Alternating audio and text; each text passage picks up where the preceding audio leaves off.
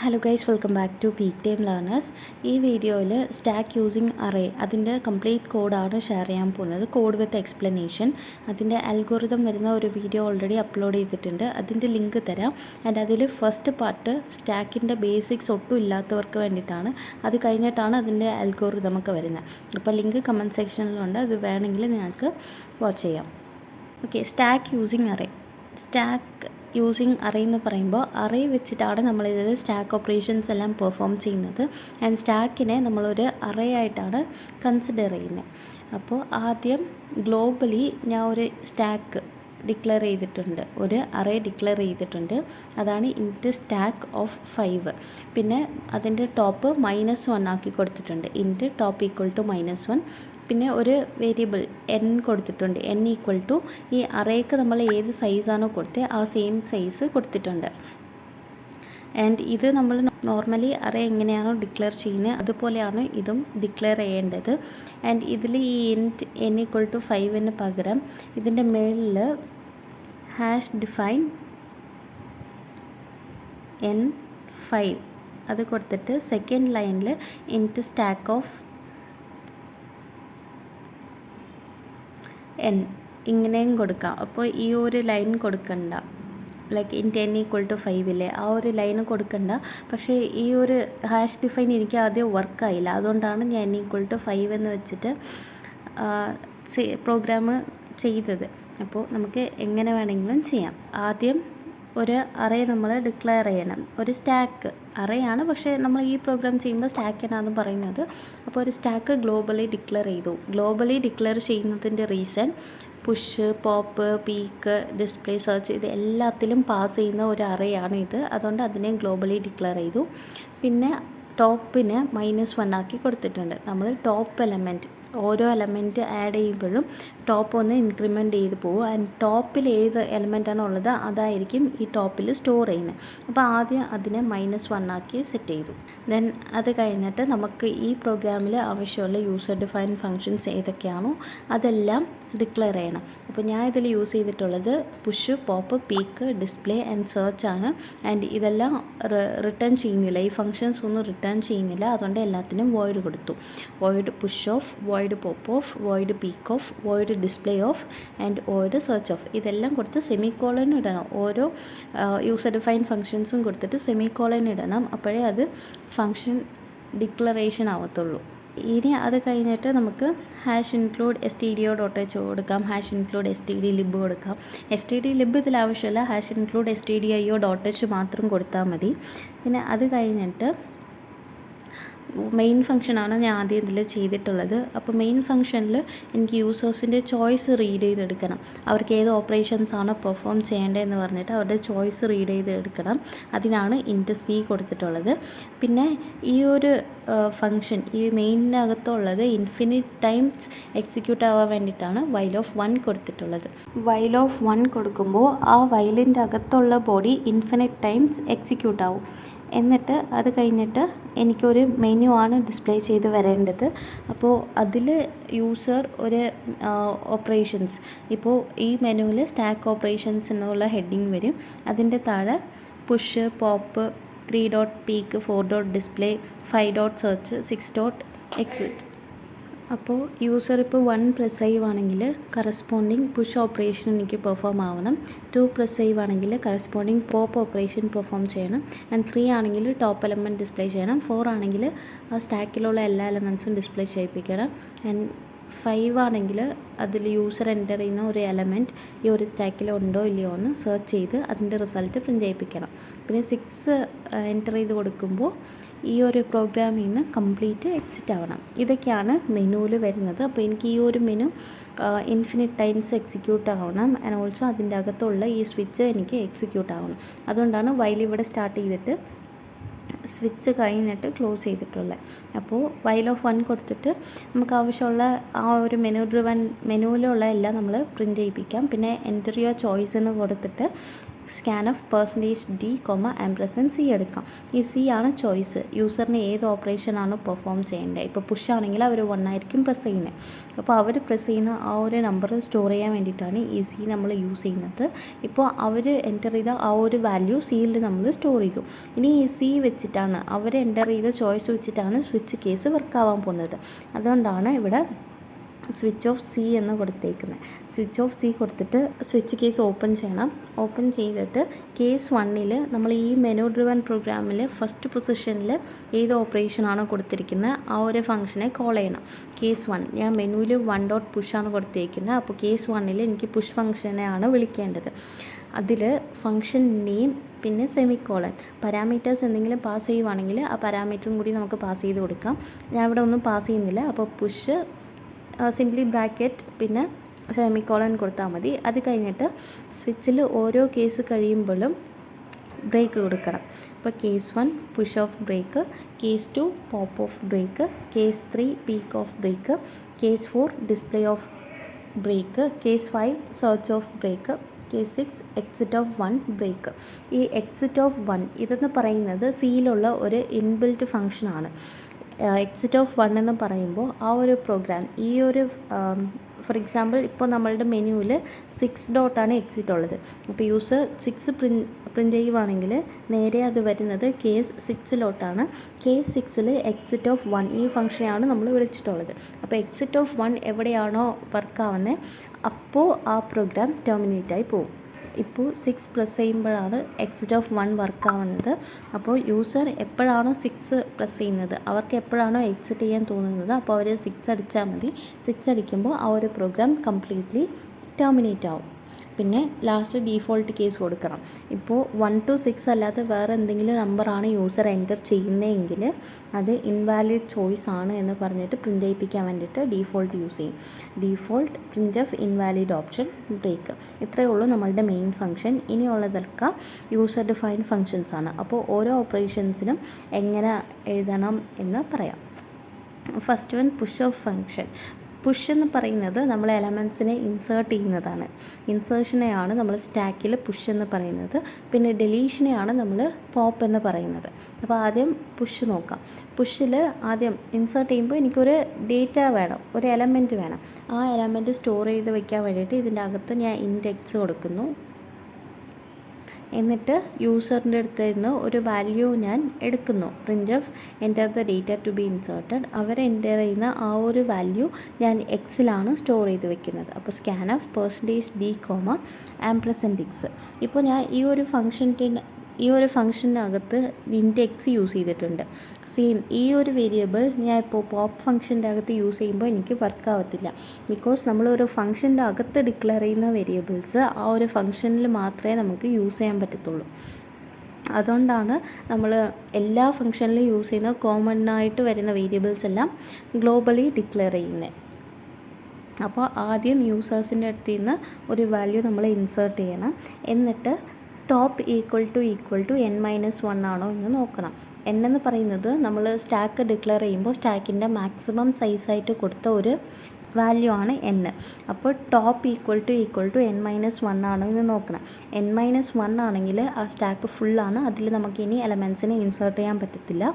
അപ്പോൾ print stack overflow എന്ന് കൊടുത്തു. അങ്ങനെ അല്ലാത്ത കേസാണെങ്കിൽ ടോപ്പിനെ ഒന്ന് ആദ്യം നമ്മൾ ഇൻക്രിമെൻറ്റ് ചെയ്യണം. ബിക്കോസ് ഇപ്പോൾ ഇതാണ് സ്റ്റാക്ക് എന്ന് വെച്ചോ. ഇപ്പോൾ ഈ സ്റ്റാക്കിൻ്റെ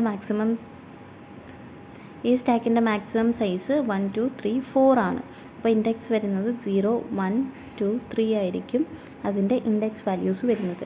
എനിക്കിപ്പോൾ ഇതിൽ 1 ഉണ്ട്, ഇതിൽ 2 ഉണ്ട്, ഇതിൽ എലമെൻറ്റ്സ് ഇല്ല. ഇപ്പോൾ 2 എലമെൻറ്റാണ് ഇതിലുള്ളത്. പുതിയതായിട്ട് എനിക്കിപ്പോൾ ഒരു എലമെൻറ്റ് ഇൻസേർട്ട് ചെയ്യണം. നമ്മളിപ്പോൾ 2 ഇവിടെയല്ലേ, ടോപ്പ് എലമെൻറ്റ് എവിടെയാണോ ഉള്ളത് അവിടെ ആയിരിക്കും ഈ ടോപ്പ് പോയിൻ്റ് ചെയ്യുന്നത്. ടോപ്പ് മോസ്റ്റ് എലമെൻറ്റ് ഏതാണോ അവിടെ ആയിരിക്കും ടോപ്പ് പോയിൻ്റ് ചെയ്യുന്നത്. അപ്പോൾ പുതിയ ഒരു എലമെൻറ്റ് നമ്മൾ ആഡ് ചെയ്യുമ്പോൾ ആദ്യം ഈ ടോപ്പിനെ ഒന്ന് മേളിലോട്ട് കൊണ്ടുപോകണം. ഇപ്പോൾ ടോപ്പ് സെക്കൻഡ് പൊസിഷനിലാണ് ഇരുന്നത്. അപ്പോൾ പുതിയതായിട്ട് ഒരു എലമെൻറ്റ് നമ്മൾ ഇൻസേർട്ട് ചെയ്യുമ്പോൾ ഈ ടോപ്പ് ഇവിടെ നിന്ന് എടുത്തിട്ട് ഈ പൊസിഷനിലോട്ട് കൊണ്ടുവന്ന് വെക്കണം. എന്നിട്ട് സ്റ്റാക്കിൻ്റെ ടോപ്പിൽ ആ എലമെൻറ്റ് ഇൻസേർട്ട് ആക്കിയാൽ മതി. ഇങ്ങനെയാണ് പുഷ് ഓപ്പറേഷൻസ് നടക്കുന്നത്. അപ്പോൾ ടോപ്പ് n-1 ആണെങ്കിൽ, മാക്സിമം സൈസ് -1 ആണെങ്കിൽ ആ സ്റ്റാക്കിൽ സ്പേസ് ഇല്ല ഇൻസേർട്ട് ചെയ്യാൻ വേണ്ടിയിട്ട്. അങ്ങനെ അല്ലാത്ത കേസിൽ ആദ്യം ടോപ്പിനെ ഒന്ന് നമ്മൾ ഇൻക്രിമെൻ്റ് ചെയ്യണം. എന്നിട്ട് സ്റ്റാക്കിൻ്റെ ടോപ്പിൽ എക്സിനെ എടുത്ത് വെക്കുന്നു. സ്റ്റാക്കിൻ്റെ ടോപ്പ് നമ്മൾ അറേ ഓപ്പറേഷൻസൊക്കെ ചെയ്യുമ്പോൾ a(i) കൊടുക്കത്തില്ലേ, i ഇൻഡെക്സ് വാല്യൂ ആണ്. അതേപോലെയാണ് സ്റ്റാക്കിൽ ടോപ്പ്, ഈ ഒരു കോൺസെപ്റ്റിൽ ടോപ്പാണ് നമ്മൾ ഇൻഡെക്സ് വാല്യൂ ആയിട്ട് എടുക്കുന്നത്. ടോപ്പ് എപ്പോഴും പോയിൻ്റ് ചെയ്യുന്നത് ടോപ്പ് മോസ്റ്റിലായിരിക്കും. ആൻഡ് സ്റ്റാക്കിൽ നമ്മൾ ടോപ്പിലാണ് ആഡ് ചെയ്യുന്നത്. അപ്പോൾ ടോപ്പാണ് നമ്മൾ ലൈക്ക് ഇൻഡെക്സിനെ പോലെ ഐനെ പോലെ ഇവിടെ യൂസ് ചെയ്യുന്നത് ടോപ്പാണ്. അപ്പോൾ സ്റ്റാക്ക് ഓഫ് ടോപ്പിൽ എക്സ് എടുത്ത് വെക്കുന്നു. അതാണ് ഇതിൻ്റെ മീനിങ്.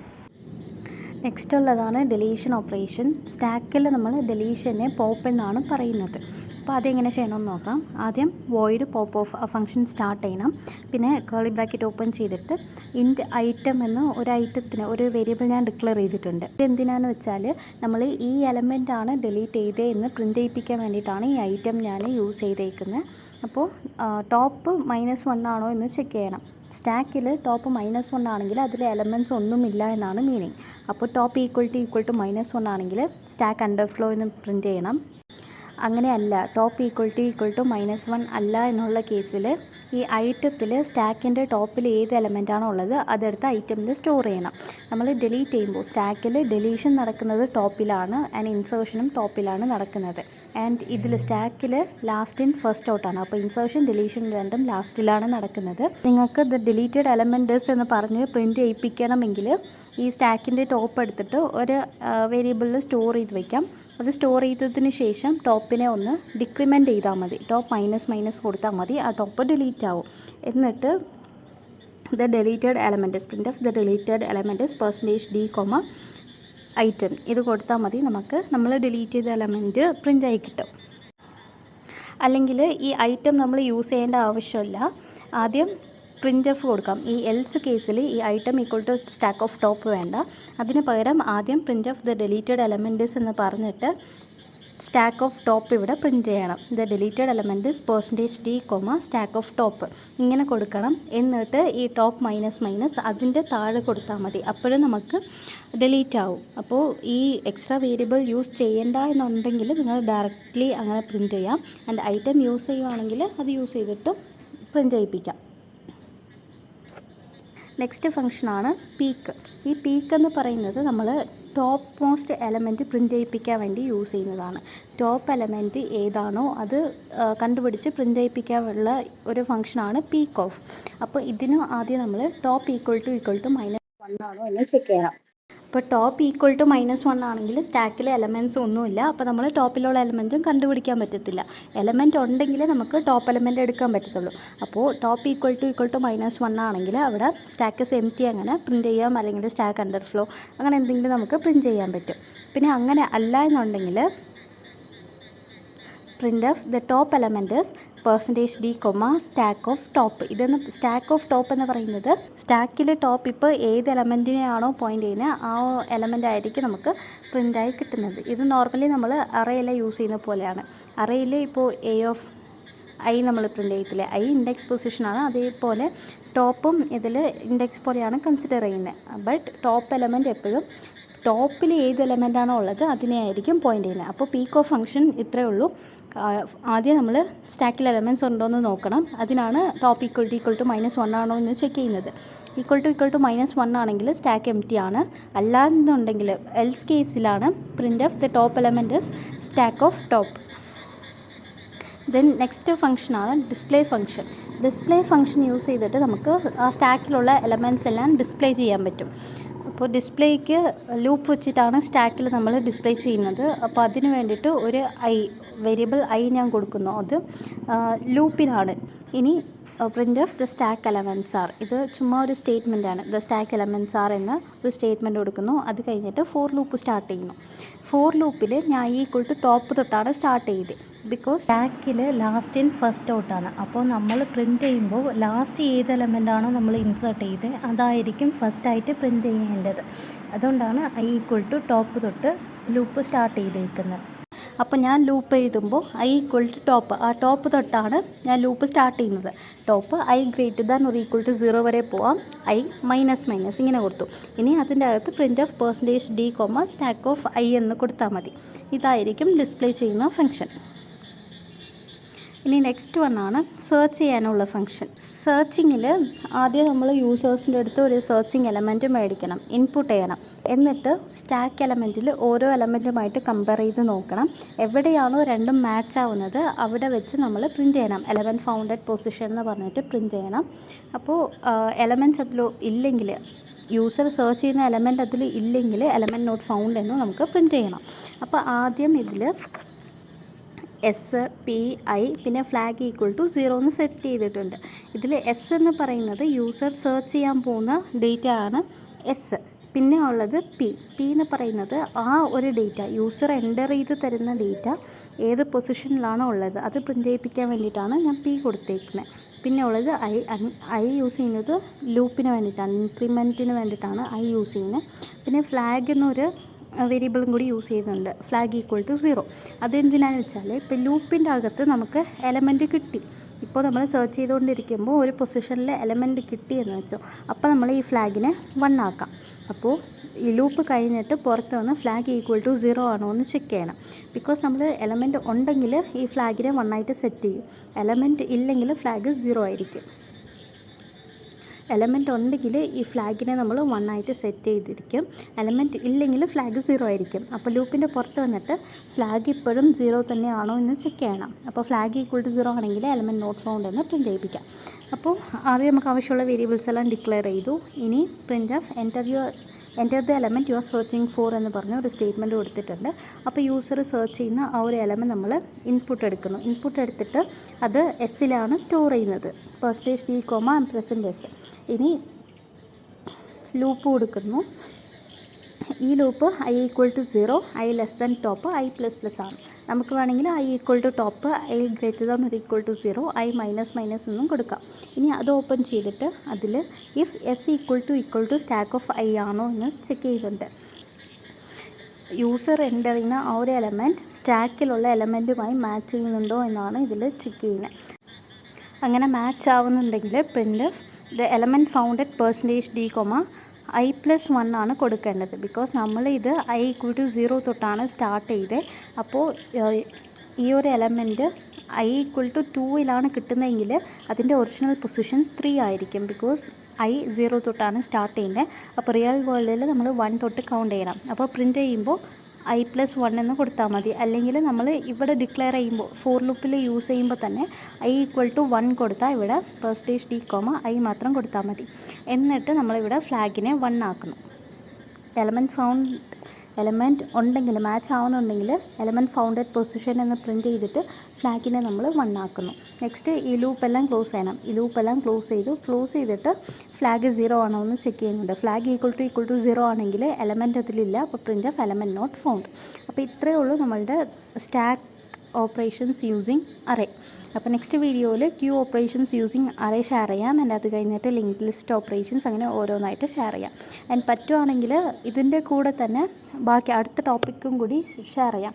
ലൈക്ക് ഹാഷിങ് അതും കൂടി സ്റ്റാർട്ട് ചെയ്യാം. ബിക്കോസ് ഇത് കംപ്ലീറ്റ് ചെയ്തിട്ട് അടുത്തത് സ്റ്റാർട്ട് ചെയ്യുമ്പോൾ ഒത്തിരി ഡിലേ ആവും. അപ്പോൾ അതും കൂടി ഇതിൻ്റെ പാരലലായിട്ട് കൊണ്ടുപോകാൻ ട്രൈ ചെയ്യാം. Thank you.